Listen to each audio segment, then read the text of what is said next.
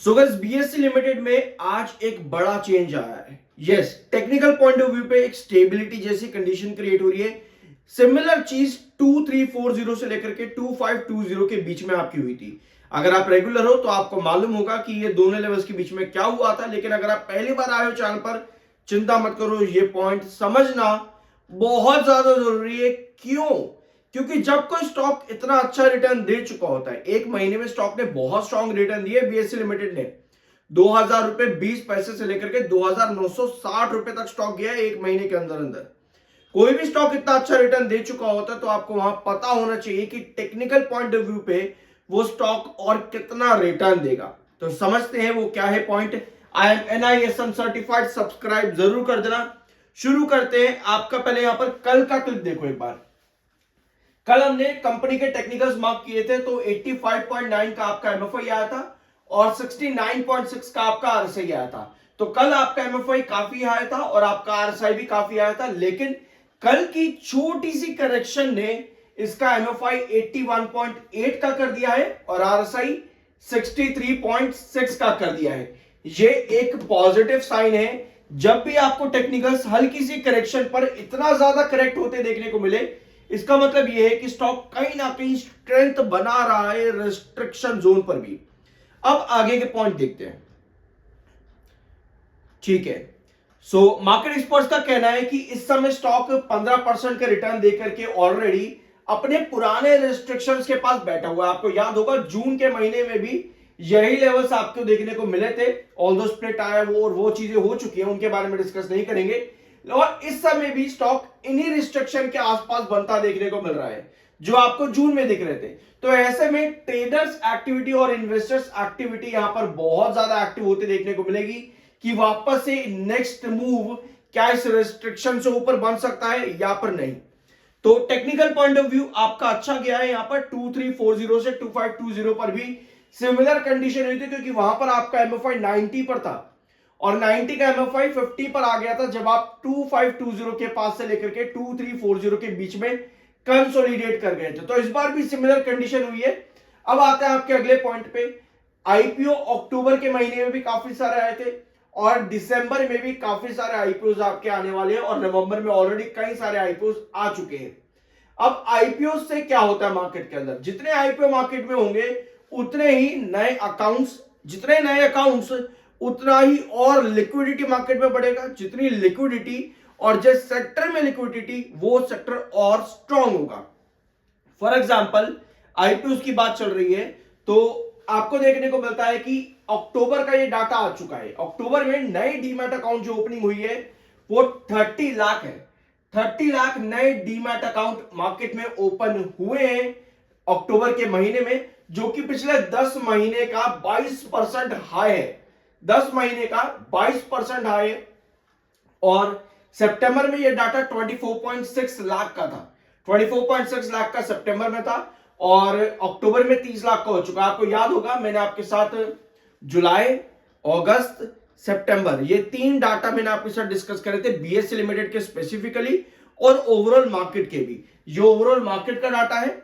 जब हमने BSc limited के अकाउंट ओपनिंग डाटा डिस्कस करे थे तब वहां पर आपका सितंबर डाटा जो था वो लो था इन कंपैरिजन विद अगस्त, और जुलाई के बाद अगस्त का डाटा हाई था। बीच में सितंबर का डाटा लो था। तो देखना यह है कि जब अक्टूबर का डाटा आएगा क्या वो अक्टूबर का डाटा सितंबर वाले डाटा से अच्छा देखने को मिलता है। क्योंकि अगर अक्टूबर का डाटा पॉजिटिव आता है मतलब यह है कि ये रैली हमको एक्सटेंड होती देखने को मिल सकती है ऑलरेडी। अब ये हो जाता है आपके डाटे की बात। ठीक है, इंपॉर्टेंट डाटा है, इसको समझना। किसी भी सेक्टर में आप काम कर रहे हो ना, वो सेक्टर में कंपनी क्या काम करती है, कंपनी का प्रोसेस बढ़ रहा है कि नहीं बढ़ रहा है, ये सब चीजें आपको मालूम होनी चाहिए। बहुत माइन्यूट चीजें होती है। इस समय मार्केट अपने रिस्ट्रिक्शन पर ही बना हुआ है, कोई बड़ी रैली नहीं, कोई बड़ी गिरावट नहीं। मार्केट सिर्फ और सिर्फ कंसोलिडेट कर रहा है, कुछ भी नहीं है इस समय मार्केट के अंदर। तेजी हल्की फुल्की आती भी है तो वो दिन के आखिर में जाकर के खत्म हो जाती है, गिरावट आती भी है तो दिन के आखिर में जाकर के स्टेबल ही हो जाता है। तो मार्केट सिर्फ वेट कर रहा है एक इंपॉर्टेंट अपडेट का। छोटी छोटी अपडेट आपको भले ही हर दिन देखने को मिलती होगी, कहीं पर आप सुनते होगे एमएससीआई इंडेक्स ऐसा आया है, कहीं पे आप एम्प्लॉयमेंट डाटा सुनते होगे। ये बहुत छोटी चीजें। एक इन्वेस्टर को, जो लॉन्ग टर्म इन्वेस्टर है, उसको इन सब चीजों के पीछे पड़ना ही नहीं चाहिए। बट एक ट्रेडर के लिए ये चीजें बहुत जरूरी होती है कि एमएससीआई इंडेक्स कैसा है, एम्प्लॉयमेंट डाटा क्या है। बट एक लॉन्ग टर्म इन्वेस्टर के लिए अगर आप सिर्फ रेट कट जैसी चीजों को भी देख लेते हो या अगले 6 महीने में मार्केट कैसा काम कर सकता है उसको भी एनालाइज कर लोगे तो भी आप बहुत अच्छे इन्वेस्टर बन सकते हो। शॉर्ट टर्म में आपको देखना जरूरी होता है कि एमएससीआई डाटा वगैरह क्या बता रहा है आप लोगों को। इस समय म्यूचुअल फंड्स की, सॉरी म्यूचुअल फंड नहीं, आपके एफआईएस की सेलिंग कल भी काफी हाई देखने को मिली थी। डीआईएस की बाइंग फिर से यहां पर कल देखने को मिली थी, बट डीआईएस की बाइंग से मार्केट को सिर्फ स्टेबिलिटी मिलती है। अगर आप 2 साल से चैनल पर हो तो आपको एक चीज समझ में आ चुकी होगी कि डीआईएस मार्केट को ज्यादातर स्टेबल कर पाते हैं और मार्केट को जो रन मिलता है वो एफआईएस की बाइंग से ज्यादातर देखने को मिलता है। अब एफआईएस मार्केट में कब एंट्री कर सकते हैं? नए रिफॉर्म्स, जिसके लिए कुछ रिपोर्ट्स है जो मैं आपके साथ ऑलरेडी डिस्कस कर चुका हूं पिछले वीडियोस के अंदर। तो बायर और सेलर का डाटा भी देखते हैं। 1,93,000 इस समय बायर है और 3,76,000 इस समय सेलर है। अब आते हैं आपके चार्ट पे। सब्सक्राइब जरूर कर देना, MNISM सर्टिफाइड। ये है आपका चार्ट। इस समय आपको यहां क्या नजर आ रहा है कि स्टॉक क्या कर रहा है? ये गैप आप यहां पर देख रहे हो, ये बहुत छोटा गैप है और ये गैप कितने पे है? 2740, यहां पर मार्क करते हैं 2740 से लेकर के ये गैप आपका बनता है 2690 के बीच में। ये छोटा सा गैप है, 50 रुपए का ही गैप है। आपको याद होगा आपका सिमिलर गैप 2220 पर बना था। 2220 पर आपका सिमिलर गैप बना था 1 आवर टाइम फ्रेम पर। अभी ये चार्ट उतना मैंने खोला नहीं है। 1 आवर टाइम फ्रेम पर 2220 पर आपका एक छोटा सा गैप बना था इस जोन के पास में, और इस गैप को फिल करने के लिए स्टॉक ने स्टेबिलिटी दिखाई थी 1 आवर टाइम फ्रेम पर। अगर आप डेली टाइम फ्रेम पर भी देखोगे तो यहां भी आपको स्टेबिलिटी नजर आ रही है। ब्रेकआउट देने से पहले 2 सेशन यहां पर रुका था और 1 आवर टाइम फ्रेम पर पूरा ये गैप फिल करने के बाद ही ब्रेकआउट मिला था। अब डेली टाइम फ्रेम पर एक बार फिर से यहां पर एक छोटा सा गैप है, ठीक है। अब आप देखोगे तो 2840, ये वाला जो आपका लेवल है ना, ये कंसोलिडेशन जोन बनना था, बट टेक्निकल हाई होने की वजह से सिमिलर चीज जो आपको 2340 से 2520 के बीच में मिली थी, यहां पे इस वाले गैप के अंदर जो सिमिलर चीज आपको मिली थी, हाई टेक्निकल्स पर करेक्शन आकर के आपके टेक्निकल्स न्यूट्रल हुए थे, वही चीज आपको यहां भी नजर आ रही है इस वाली रेंज पर।